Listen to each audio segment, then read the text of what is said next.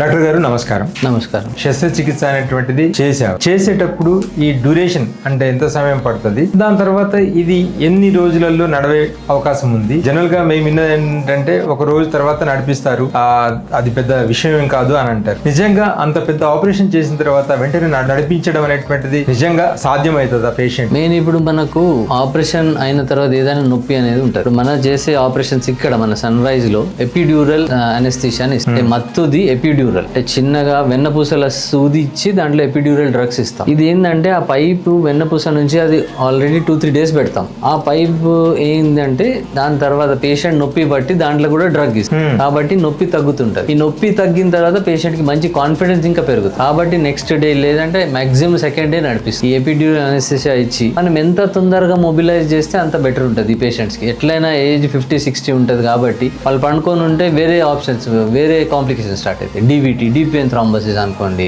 Bed source, పండుకొని నడుము నొప్పి స్టార్ట్ అవుతుంది. ఇవన్నీ తగ్గియాలంటే ఎంత తొందరగా అయితే అంత తొందరగా నడిపియాలి. అయితే ఎపిడ్యూరల్ అనెస్థీషియా వల్ల ఇదే అడ్వాంటేజ్.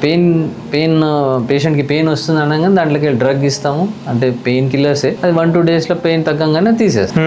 కాబట్టి 2 days తర్వాత ఫిజియోథెరపీ స్టార్ట్ అయింది. మన మెయిన్ క్వాడ్రిసెప్స్ అండ్ హ్యామ్స్ట్రింగ్ అంటాం, మోకాలు చుట్టూన్న కండరాలు. అది ఒక 1 month ఫిజియోథెరపీ చేసుకుంటే సరిపోతుంది. అది మన ఫిజియోథెరపిస్ట్ మీకు ట్రావెలింగ్ కాకుండా మనం ఫిజియోథెరపిస్ట్ కూడా ఇంట్లో ప్రొవైడ్ చేస్తాము. 1 month అతన్ని వచ్చి డైలీ చేస్తాడు. 1 month లో మీరు వితౌట్ వాకర్ నడవడానికి ఉంటుంది. బాగుంది డాక్టర్ గారు. ఇది ఒక కొత్త ఆశ, అంటే మోకాళ్ళు కీళ్ళు అరిగిపోయినటువంటి వాళ్ళకి ఒక కొత్త ఆశ, కొత్త సాంకేతిక అభివృద్ధి వల్ల మనకి లాభం ఉంది. అయితే ఇక్కడ చాలా మంది అంటే ఇప్పుడు దీని డ్యూరేషన్ అంటే ఒకసారి ఆ శస్త్రచికిత్స చేసుకున్న తర్వాత ఎంత కాలం వరకు ఇవి మనం బాగా పనిచేస్తాయి, వీటికి మళ్ళీ ఏదైనా రీప్లేస్మెంట్ కానీ లేకపోతే వీటి మెయింటెనెన్స్ కానీ ఏమైనా చేయాల్సి ఉంటుంది? ఇది రిప్లేస్మెంట్ అనేది మనం జాయింట్ మొత్తం చేంజ్ చేస్తాం కాబట్టి దీని లైఫ్ అయితే మనం 20 to 30 years వరకు ఎక్స్పెక్ట్ చేయొచ్చు. Thank you.